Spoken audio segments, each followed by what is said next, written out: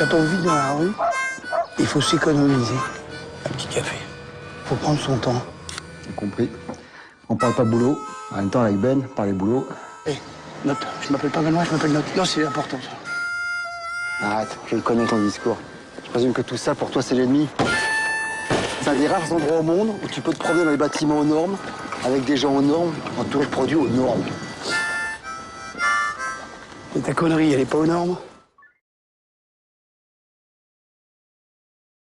Alors les origines de ce projet, c'est avec Gustave, on planche beaucoup. Enfin, avant de partir sur un nouveau projet, on discute beaucoup. On a beaucoup d'idées, parfois bonnes, parfois moins bonnes, etc. Et puis à un moment, il faut faire un choix. Et on est parti sur pas un biopic, mais on a essayé d'imaginer ce que serait la vie d'un Diogène moderne, quoi. Donc on imaginait Diogène aujourd'hui, c'est-à-dire l'évidence, c'était le punk à chien qui vit dans la rue, qui habitait pas dans un tonneau, mais dans une conduite en ciment avec son clébard, et qui disait la vérité aux gens, quoi, comme Diogène à l'époque passait son temps à chercher un homme, comme il disait. Et voilà, et c'est donc comme ça qu'est né le personnage de Benoît. Et puis ensuite, il y a eu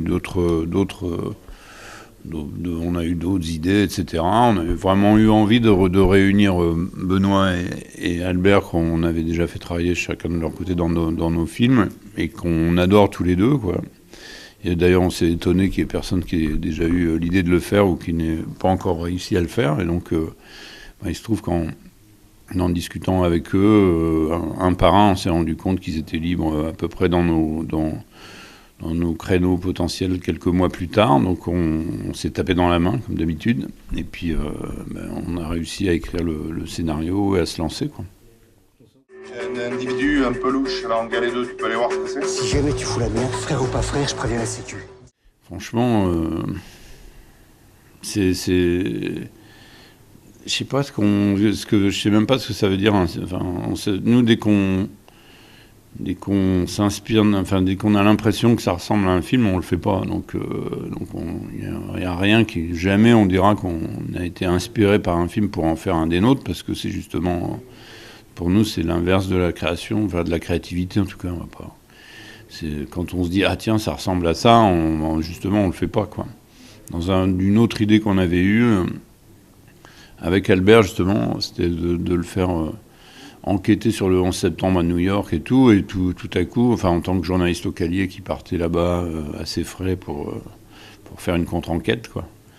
Mais on s'est très vite aperçu que quoi qu'on fasse visuellement, on ferait un sous-taxi driver, donc que c'était pas la peine en fait, parce qu'il y a déjà eu un chef-d'œuvre là-dessus, donc on va pas non plus les piétiner sur ces plates-bandes, quoi. Et celui-là, non, a priori. Pas dire qu'on ait eu, enfin, que rien nous ait effleuré, quoi. Non, je sais pas, je vous mets au défi de trouver un film qui se soit passé dans une zone commerciale, à part le bazar avec les Charlots il y a 40 ans, depuis, pas grand-chose, quoi. Ou bien le film avec les zombies, mais bon. C'est la crise, Bonzini. Certains ne sont pas taillés pour y survivre. Je ne veux plus vous voir, Bonzini.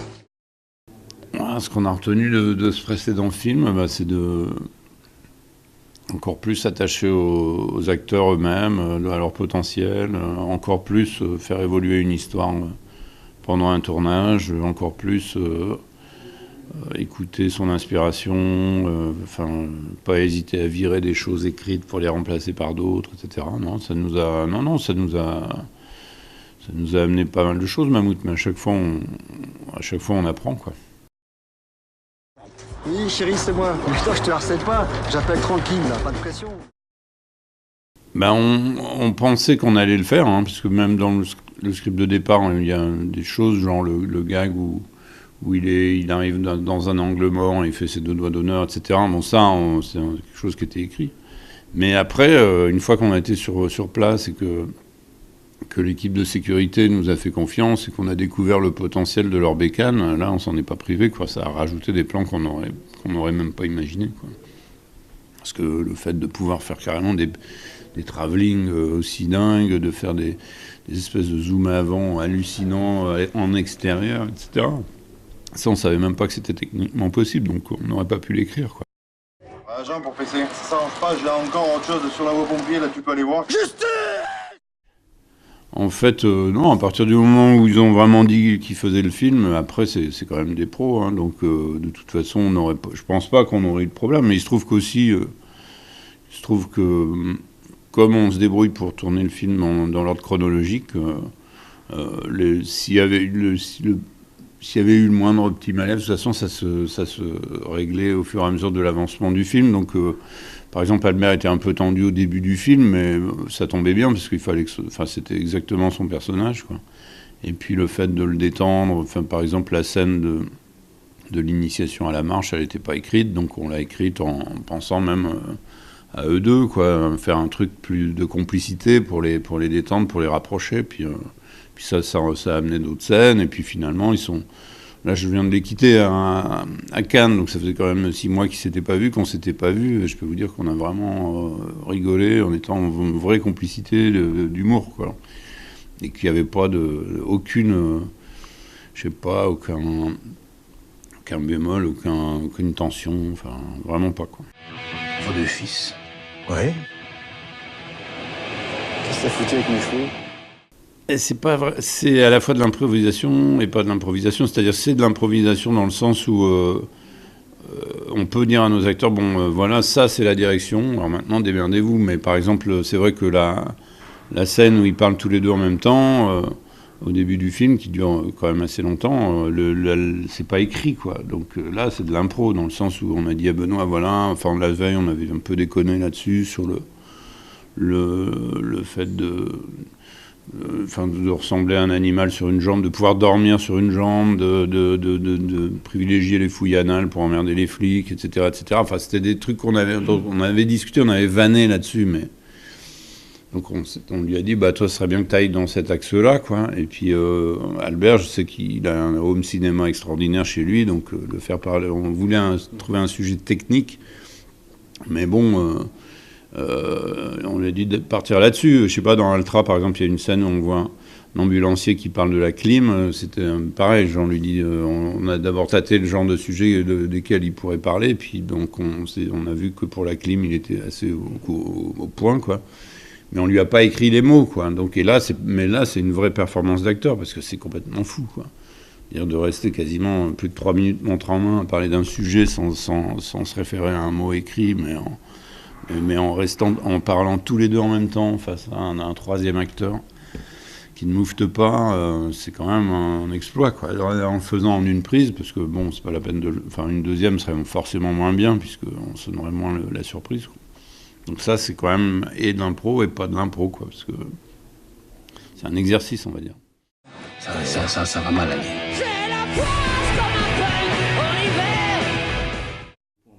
Ouais, là pour l'instant on est sur une idée qu'on espère tourner l'année prochaine, voilà. Est-ce que vous allez nous la dévoiler? Non. Mais enfin, je pense qu'on va s'y tenir, mais on verra. Mais c'est quelque chose de encore plus radical que ce qu'on a fait jusqu'alors, enfin un peu plus. Et maintenant, ça va beaucoup mieux. C'est nous, on est tout droit. C'est une propriété privée.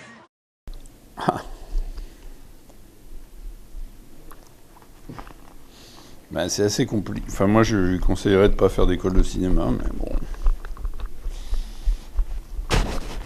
Ça n'est que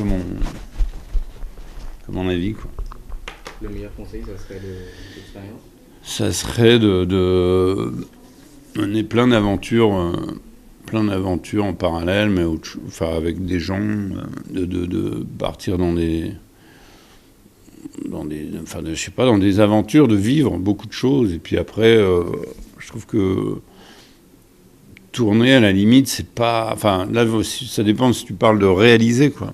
Si c'est pour réaliser, moi, je trouve qu'il faut d'abord avoir énormément de choses à montrer, à dire, afin d'avoir vécu pas mal de choses, rencontrer plein de gens. Parce que le métier de réalisateur, c'est avant tout un métier où il faut convaincre des gens d'aller dans un projet commun. Et à la limite, la technique... c'est pas un problème puisqu'on embauche des gens pour ça. On a des collaborateurs pour ça, donc c'est pas ça le problème. Le problème, c'est de voir des images,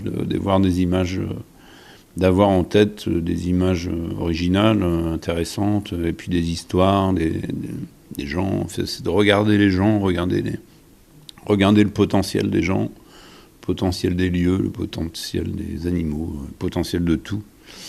Donc une fois que tu as ça, bah, tu peux devenir réalisateur sans avoir forcément... Parce que justement, le fait de trop apprendre la technique, ça t'empêche de voir l'essentiel, en fait. Ça peut t'empêcher, parce qu'il y en a qui arrivent à faire les deux. Hein. Mais bon, je ne vais pas jeter l'anathème sur les gens qui font des études de cinéma, parce que c'est des études super à faire aussi. Hein. C'est pas...